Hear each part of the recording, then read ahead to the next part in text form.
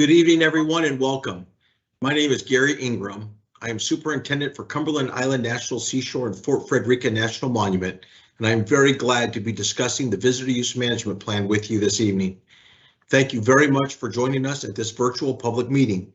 We look forward to sharing our planning effort with you and hearing what you think of it. Also, here with us online are other colleagues from the National Park Service, fellow employees of Cumberland Island, as well as the National Park Service staff from our regional office and support office called the Denver Service Center. Now I'm going to hand it over to Sarah Bodo, the project manager from the Denver Service Center, for this planning effort. Sarah? Thank you, Gary. Yes, as Gary mentioned, my name is Sarah Bodo. I'm a project manager in the Division of Planning at the Denver Service Center with the National Park Service, and I'm delighted to be speaking with you tonight. So tonight, myself, Gary, as well as another colleague of ours, Andrew White, will be presenting this brief presentation. Andrew, would you like to introduce yourself? Yeah, absolutely. Good evening, everyone. My name is Andrew White, and I am a Visitor Use Management Specialist. I work in the same office as Sarah there in the Denver Service Center Planning Division. Looking forward to some good conversation tonight.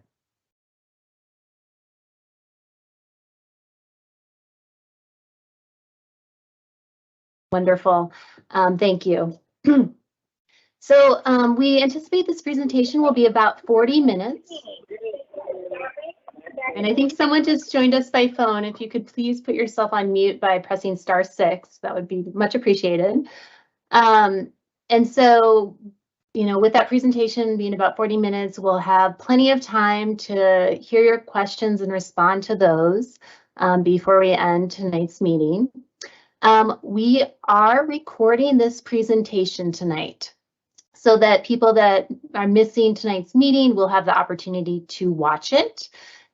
We will not be recording the question and answer session after the presentation. Also, we anticipate the recording will be posted to the project website sometime next week, and it'll be announced by email and social media, so folks can join in on that. Next slide, please.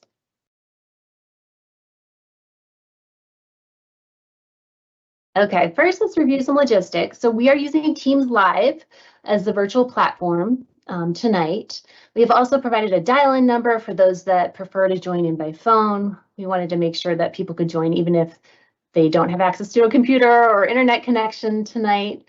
I also wanted to add that we have real-time captioning services provided by Birnbaum Interpreting Service. And if you would like to use this live captioning service, please click on the link that is included in the Q&A now. Next slide, please. Okay, on your screen in the lower left-hand corner, you should have the option to adjust the sound volume if we're too loud or too soft. It's that megaphone icon. Next slide. And after the presentation, we'll invite you to type questions to us in the Q&A. And this is found in the upper right-hand side of the screen. You can turn that on, and we'll provide some more instructions when we conclude the presentation. Please note that we won't be responding to questions till the end of the presentation. We have a lot of information to share, and we may answer some of the questions you have over the course of the presentation. But once we wrap up, we're more than happy to address any questions that you have or provide clarification on anything that we mentioned. And now back to Gary.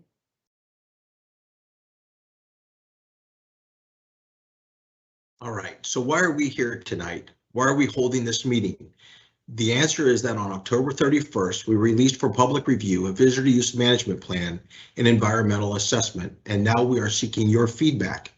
Your comments will help us ensure that we have the best plan possible and considered everything we need to. This slide displays the cover of that document, which is open for public comment and can be downloaded from the project website included on this slide. That website has a comment feature that will allow you to provide feedback. We are listening, and we truly would like to receive your input on the plan. One of my colleagues will now drop that link into the project website in the meeting chat. You can also get there from Google, If you Google Cumberland Island National Seashore Visitor Use Management Plan, the project website should appear near the top of the return results. Once on that website, you can navigate to the plan and environmental assessment by clicking on Document List or Open for comment. Next slide, please. This slide contains an outline of this evening's presentation.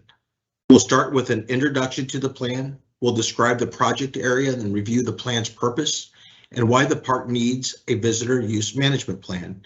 After that, we will provide an overview of the document and its major components. Towards the end of the presentation, we will explain how to share your feedback on the plan. After the presentation, we'll have that informational question and answer period. You can pose questions by chat or by phone, and we hope you will focus your questions specifically on the planning effort. We'll answer those to the best of our abilities, and we'll plan to adjourn the meeting by 7:30 p.m. Eastern Time at the latest. After that, if you still have unanswered questions, you may pose them as comments on the project webpage. I'd like to stress that tonight is a great opportunity to ask questions about this plan, but we will not be taking official comments tonight. To comment on the plan, your best option is the project website that I mentioned on the previous slide, and I encourage you to do so. We'll look forward to receiving your input. Next slide, please. Okay, first up is the introduction to the Visitor Use Management Plan. Next slide, please. The planning area includes all of Cumberland Island shown on this map. Cumberland Island National Seashore is one of the Atlantic coast's most ecologically diverse barrier islands, where local variations in environmental conditions create extensive and unique communities across the island. From the beach and dune system on the east, through the interdune, freshwater wetland, and upland forest habitats in the interior, to the salt marsh on the west. Cumberland Island contains a rich concentration of cultural resources that recount 4,000 years of human habitation and include a remarkable diversity of ethnic and social backgrounds.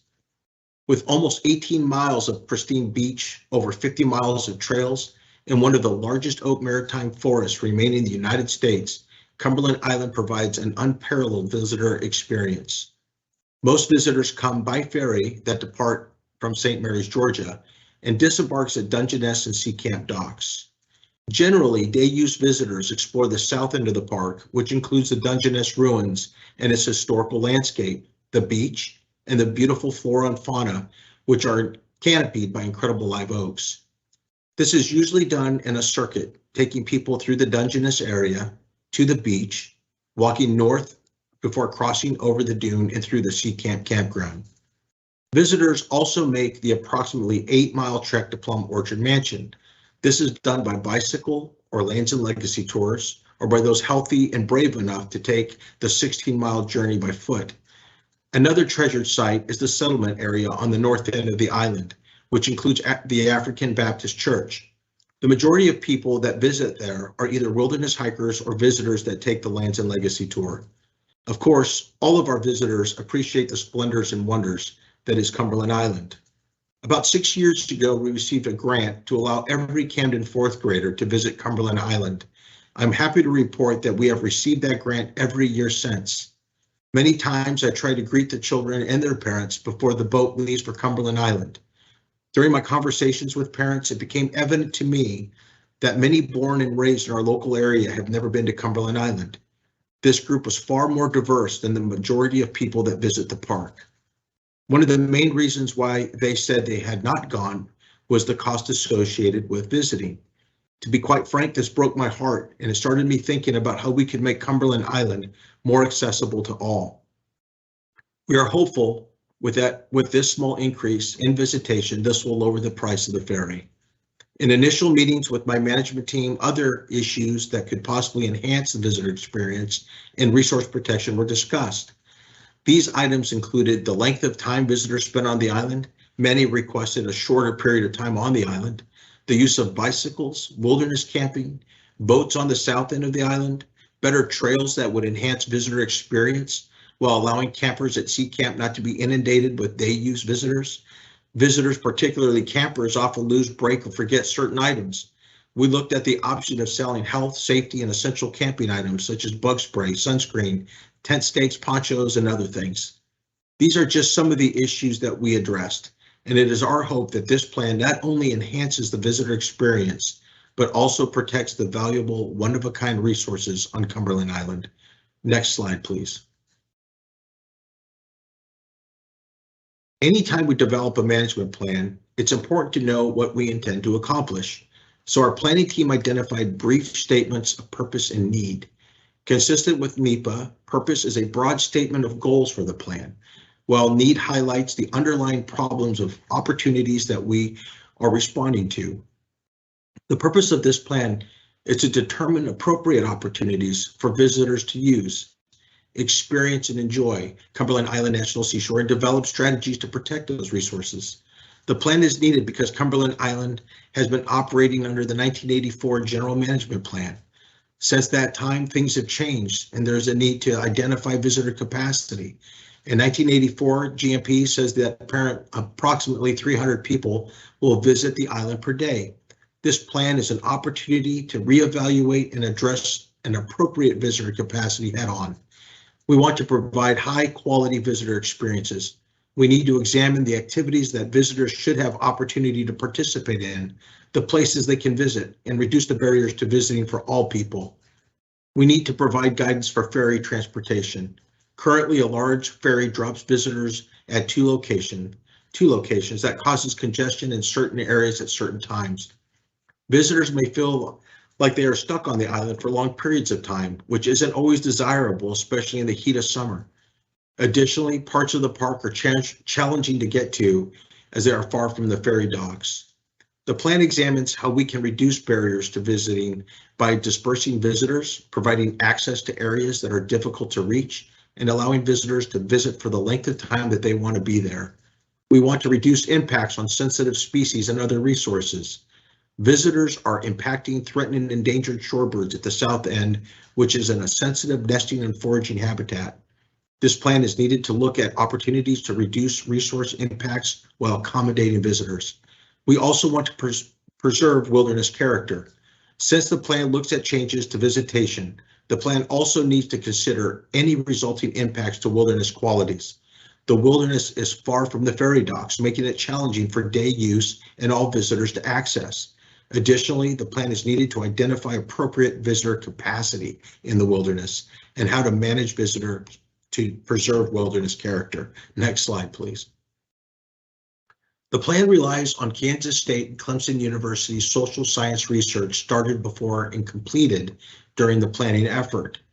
This research examined visitor perceptions of acceptable densities at different locations in the park. This research also tracked day use visitor circulation patterns to determine where dispersion was most needed. Civic engagement was conducted in the spring of 2019. Many commenters expressed that they would like to see Cumberland Island retain its current primitive character. Commenters also provided a range of thoughts and opinions about how many people per day could be on the island. Commenters provided comments about use levels, supporting infrastructure, and other issues relating to managing visitor use of the wilderness area on the island. More comments opposed changing to the island use levels and supported it. Many commenters noted that which commercial services should or should not be available on the island and which locations, and many were interested in camping opportunities. All comments were read and considered and helped us in developing the proposal that is this plan. Now I'm going to hand this back over to Sarah. Thank you very much.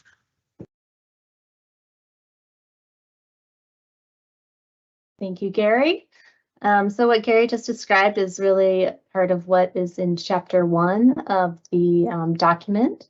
So now I'll go over what the document actually includes. So let's go to the next slide. Okay, so this plan proposes a management framework that would meet the purpose and need that Gary just described. To accomplish this, the plan proposes various elements to provide a spectrum of visitor opportunities and to restore, preserve, and enhance resources and wilderness. The document contains 5 chapters plus appendices. So chapter 1 is really an introduction and it identifies the reasons for the plan that Gary just highlighted. Chapters 2 and 3 outline future management direction. So Chapter 2 includes updated management zones, desired conditions for resource and visitor experiences, which I'll talk a little bit further in future slides. It also includes a commercial visitor services analysis to understand which commercial visitor services would be appropriate at the National Seashore. Moving on to Chapter 3, so that's the alternatives chapter. That includes strategies and actions to achieve and maintain the desired conditions. And this is also where you'll find visitor capacities and monitoring approaches, as well as the no action alternative and the National Park Service proposal, which is alternative 2. Next slide. So while chapters 1 through 3 are really the meat of the proposal, chapters 4 and 5 are important in that they demonstrate the analysis and coordination that went into the planning effort. Chapter 4, the Affected Environment and Impact Analysis, meets the National Environmental Policy Act requirements by describing and analyzing the impacts of the alternatives. And Chapter 5 describes the organizations that were consulted with during the plan's development. There are also several appendices that provide additional analysis and meet legal requirements. Next slide. Okay, so now we'll get into what's in the plan, and as you may have seen, the document is lengthy. I will hit some of the highlights with my colleague Andrew in the next few slides, but I really encourage you to review the document to see the full breadth of the proposal and analyses. Next slide. Okay, let's start with Chapter 2 of the plan. So the plan makes minor updates to the 1984 General Management Plan to update some areas, the General Management Plan zones to update some areas as to how the area is used or managed currently. The plan also adds what we call desired conditions, and these are the conditions that park managers will strive to attain and maintain for visitor experiences and resources. Next, we'll move into Chapter 3, which starts out with visitor use management elements, which our other presenter, Andrew White, will go ahead and share. All right, thank you very much, Sarah. So it probably doesn't come as a big surprise to anyone on this call that people visit the park, people visit Cumberland Island. Providing for visitation like that is really central to the National Park Service mission. And since we know that visitors are going to want to come to the park, they're going to want to come to the island, it's really important for us as the National Park Service to proactively plan for that visitor use. And that's really what a visitor use management plan like this is all about. So with that in mind, the planning process and the planning team followed this guidance that's out there. It's from the Interagency Visitor Use Management Council, and that council has a visitor use management framework. It's a process that the Park Service uses, as well as a number of other federal land management agencies. And we use this framework to plan for and manage visitor use. The visitor use management framework is really all about protecting resources, the resources that were the reason that Cumberland Island was designated as a national seashore. Think things like the pristine beaches, the shorebirds, the maritime forests. We want to protect those resources while making sure that we also provide opportunities for visitors to have meaningful experiences when they come to the park. The visitor use management framework, and that's what you see in that circle graphic there on the screen, it takes this iterative why, what, how, do approach, and that's what those 4 quadrants represent. And as a planning team, we worked through each of those, I guess at least the first 3 quadrants, the last quadrant, the blue one, the doing, the implementation step, that's next. So we haven't gotten there yet, but all of the other steps, we as a planning team actually documented those in the visitor use management plan. And I'm not going to get into all of those steps. It would probably take more time than we have tonight.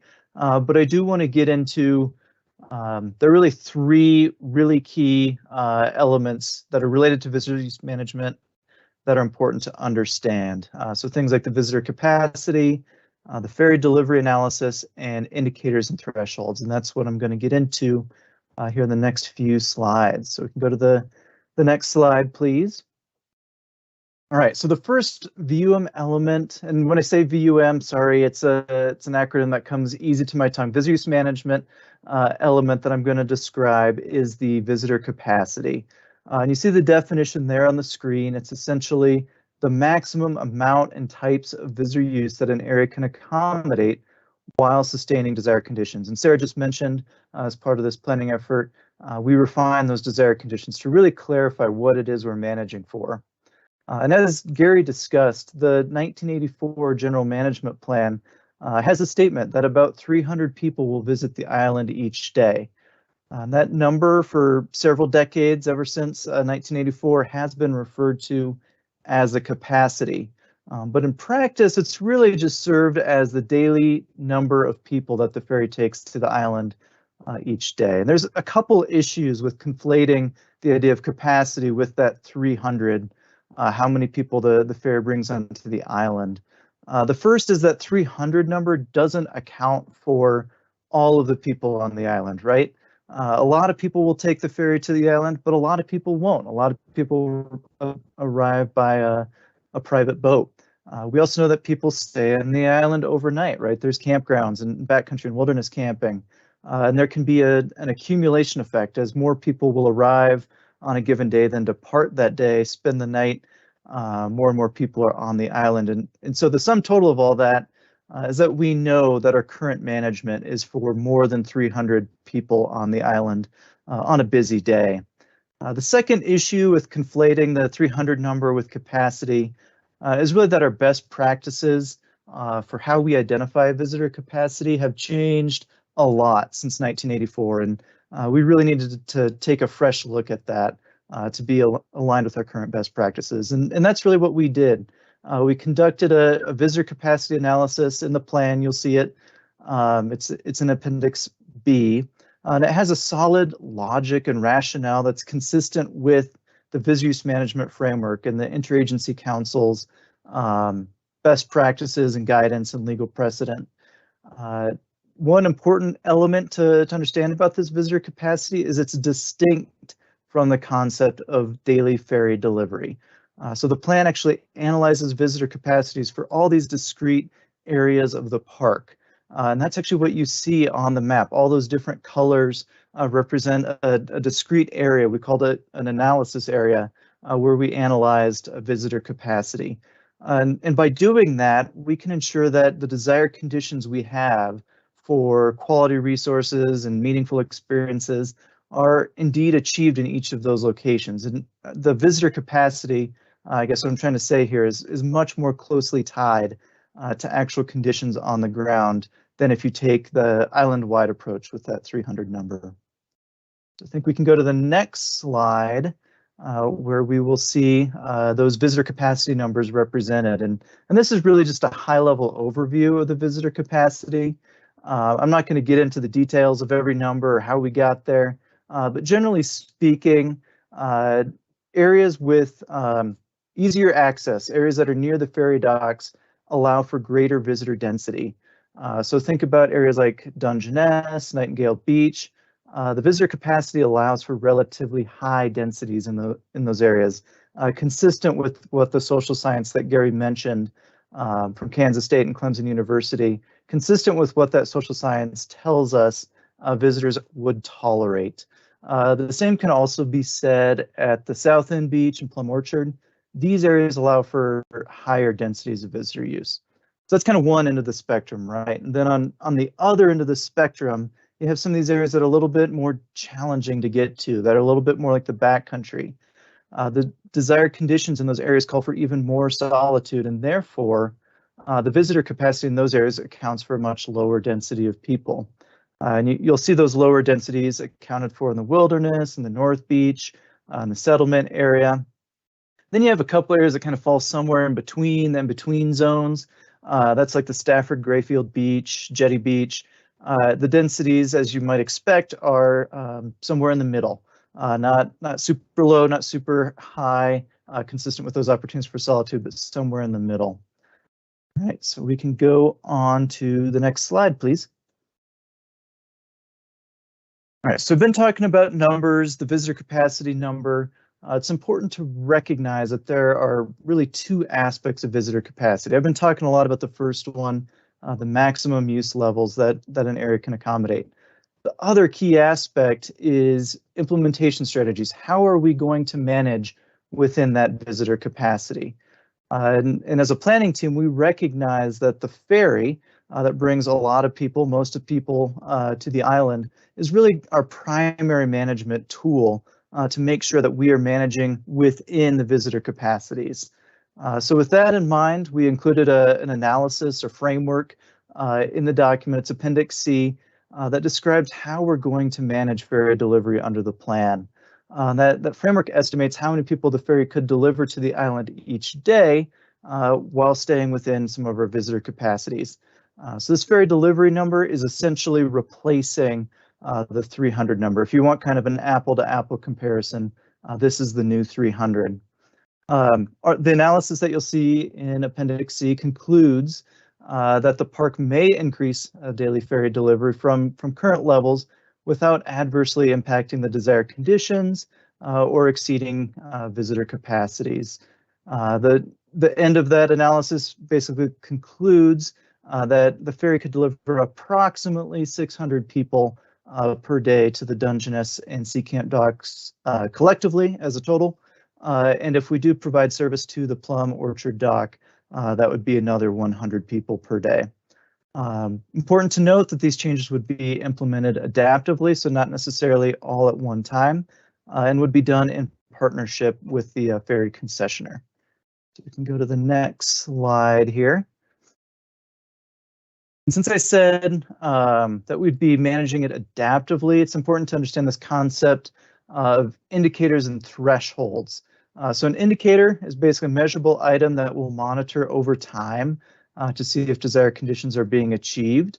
And each indicator has with it a minimally acceptable condition, which we call a threshold. And monitoring just a few indicators is a lot more straightforward than trying to monitor all the different visitor capacities that I showed a couple slides ago. So in the plan, we commit to a very streamlined approach to monitor these three indicators that you see on the screen. And the last two that you see there are really key indicators for our ferry delivery management. So the people per view shed at Nightingale Beach, the people encountered on trails in designated wilderness, those will really be key to tell us how ferry delivery is impacting, to tell us if we're staying within our visitor capacities that we've identified. So hopefully that all made good sense. Those are some of the key visitor use management elements, and I'm going to turn it back over to Sarah to describe some other elements of the proposal.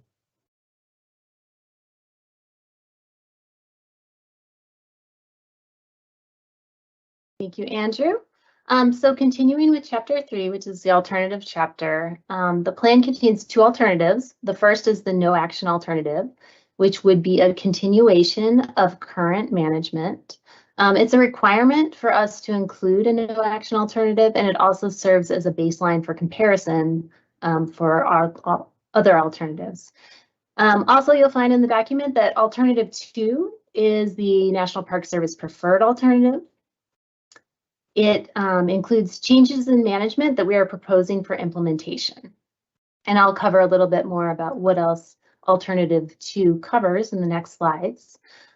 This chapter also includes mitigation measures that the National Park Service will take to lessen any negative environmental impacts of the proposal. And in addition, the National Park Service considered other alternatives that were dismissed from further analysis, and you can see what those were in chapter 3. Next slide, please. Okay, this map shows alternative 2, which is the National Park Service preferred alternative, and our proposal that we are really seeking your feedback on. I acknowledge that the map might be hard to see on your screens, and so I'll do my best to verbally describe it. You may be able to zoom in and out of the map by holding down the control key and scrolling your mouse, or holding the control key and pressing the plus and minus buttons on your keyboard. So on this map, black and white icons depict existing facilities such as campgrounds, docks, and restrooms. And the pink and black icons depict proposals. Starting with the wilderness area, which is the area in green, the proposal includes removing and revegetating the Yankee Paradise campsite. It also proposes adding 2 new campsites farther north. The campsite proposals would disperse or help disperse visitors in the wilderness, yet allow for the same number of overnight campers that are currently allowed. So that number would not change. The locations of the new campsites would also allow or enable visitors to explore farther north in the wilderness area. Moving on to backcountry camping. This proposal includes a new boat-in campsite at Beach Creek in the southern part of the island. So that's the pink icon way at the southern part. This proposal includes a no-wake zone for that area. The proposal also includes converting Hunt Camp, which is near Plum Orchard, to be open to the public as a campground or campsite. So overall, the proposal would allow for 54 additional backcountry and front country campers each night, not campsites, but individual campers, with no changes to the number of wilderness campers. Let's move on to trails. So the plan includes a direct beach access trail to the Nightingale Beach. Additionally, a proposed trail in the south end of the island would allow for loop trail experiences, linking the beaches with interior trail. This action is also intended to aid in dispersing visitors while providing different types of experiences for folks. As far as facilities go, the plan also includes pavilions. These would be very simple shade structures with open sides and no foundation. These would be at Dungeness Beach and Nightingale Beach to provide shade for folks. It also proposes a bathhouse at Nightingale Beach, which would provide visitors a place to rinse off and use the restroom in a popular area where there currently are no restroom facilities. As I mentioned earlier, the plan takes a look and analyzes the types of commercial visitor services that would be appropriate or necessary for the island. Of those that are considered appropriate, this plan proposes the following commercial visitor services. So first of all, as Andrew, speaking about ferry service, Andrew, I think, discussed that in a lot of detail, but just as a reminder, the proposal may include additional times of day, as well as a new destination at Plum Orchard Dock. And the Plum Orchard ferry stop would give alternative access to the Plum Orchard Mansion, as well as the northern portions of the island. And then again, please note that any ferry changes would take time to implement and would also be planned to be incremental over time. Another proposed commercial service in the plan is kayak and canoe rental on the island. Additionally, the plan proposes increased flexibility in motorized tour schedules that currently operate. It also proposes that health, safety, camping essentials, and bookstore appropriate items could be offered for sale on the island. And then bike and cart rentals that already occur would continue. Moving on to bicycle use. The plan proposes expanding authorized bicycle use to the north between Sea Camp and Stafford Beach Crossing. Finally, I'd like to zoom into the last proposal that I'll share, which is at the South End Beach area, and we'll go to the next slide to see that in a little bit more detail. So the plan designates a South End Beach access area that is designated as the heavy blue line on the map, and a shorebird protection area, which is designated as the heavy green line on the map just to the west or just to the left of that beach access area. So the beach access area would allow for boat landing and anchoring, and this would guide visitor use away from the shorebird protection area, which is a nesting area. The shorebird protection area would be closed to visitor access. Additionally, at the urging of our wildlife stakeholders, including the Georgia Department of Natural Resources and the U.S. Fish and Wildlife Service staff, the plan would establish South End Beach as a dog-free area. therefore eliminating disturbance to shorebird and sea turtle nests from off-leash dogs. This proposal also includes increased educational signage, active education, and enforcement directed at protecting island species. And just to also add, the proposal and the mitigation measures found in the plan were developed in coordination with those consulting agencies. In the South End area, it was kind of like a big deal area, but also for the plan as a whole. Let's go to the next slide.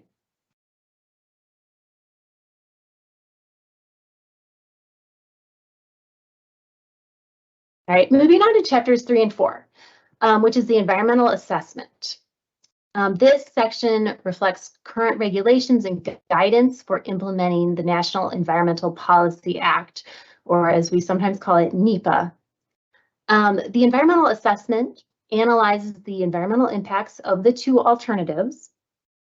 And to be more specific, the environmental assessment analyzes those strategies and actions with the potential for significant adverse impact or adverse effects on the human environment. Other strategies and actions from chapters 2 and 3 were not analyzed in detail, either because any adverse effects would be minimal or they would be beneficial. Again, using the best available information, discussion with our interdisciplinary team of experts, public comments, the National Park Service identified issues or impact topics to carry forward for detailed analysis in the environmental assessment. And we landed on these 6 topics that you can see bulleted here: vegetation, wetlands, special status species, character of designated and potential wilderness, visitor use and experience, and socioeconomics. So again, chapter 4 contains this environmental analysis. The analysis focuses on these 6 topics. So if you are, for example, wondering how we would expect alternative 2 to affect special status species, I would recommend taking a look at chapter 4 because there's a lot of detail in there about what we think those effects might be. We also considered other impact topics, but ultimately dismissed those from detailed analysis in keeping with NEPA regulations and National Park Service guidance. However, we do have Appendix K, which identifies those impact topics which were not carried forward in the environmental assessment. And it briefly summarizes in that appendix why. Next slide. Okay, so that briefly covers the highlights of the plan. Let's take a quick look at what comes next. So as you know, now we are in the public comment period. As you may know, we extended the comment period timeframe to be 60 days long, so the new end date is December 30th. Following that, this winter, and so starting in January, our team will read all of the public comments and analyze them and to understand if refinements to the proposal might be necessary. Following that, Park Service leadership will select an alternative for implementation. That could be the preferred alternative, another, or a combination. And once we confirm that the selected alternative has no significant environmental impacts, then our agency will make a final decision and release that to the public.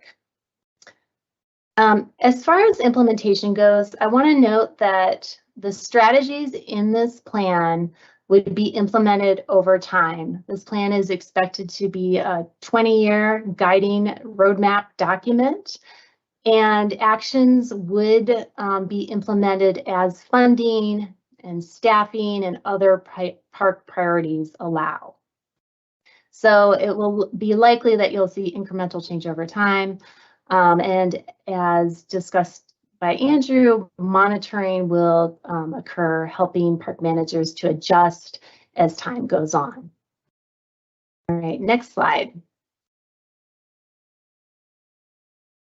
Okay, that brings us to the most important part of this meeting and the reason that we are having this meeting, your role in helping us with this planning effort and NEPA analysis. Go to the next slide. So we definitely want to hear your thoughts on the draft plan and environmental assessment.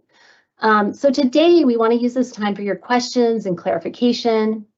We are not going to be taking official comments at this meeting, so please visit the project website and provide your comments directly on the website.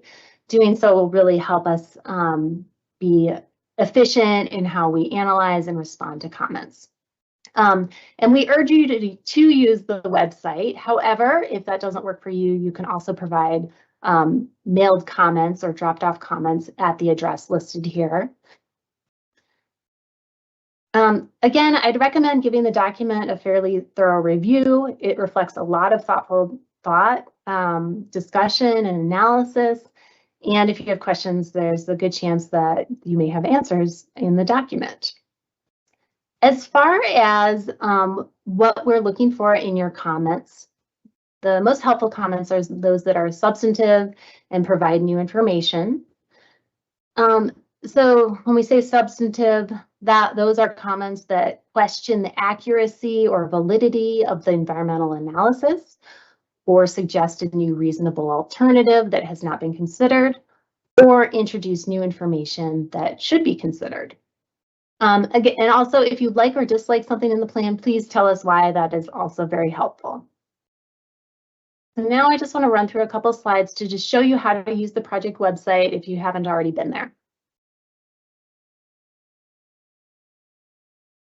I think one of my colleagues will add the link to the project website in the Q&A again. I think it's been added before, but just as a reminder.